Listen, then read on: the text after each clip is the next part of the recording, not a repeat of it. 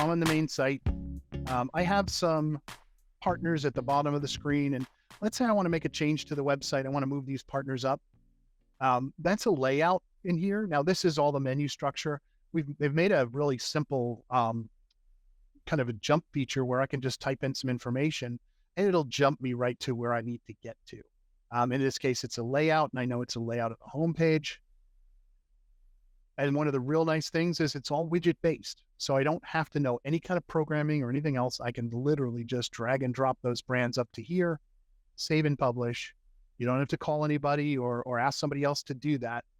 All I do is reload my page.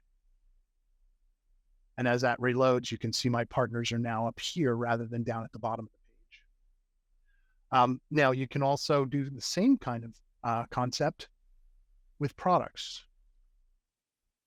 So I'm looking at a battery and it's got all my details and my product sheets and things like that. And I've got my description and I'm showing these are open to start with and all my specifications and recently viewed products and my also consider products.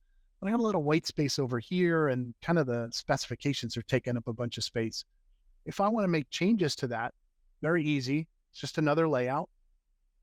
I can come to that. In this case, I've got a specific product layout. I can change all my products, or I can change layouts for specific products. In this case, I'm sharing the database and they'd kill me if I changed everything. But I'm going to just take my also considers and push them over here on this side of the website or on that side of the page.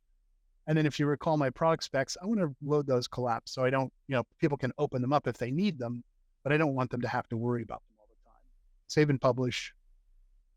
Now, when I reload that sheet, my also considers here and they're sliding by me and my specifications are loaded, closed, or collapsed.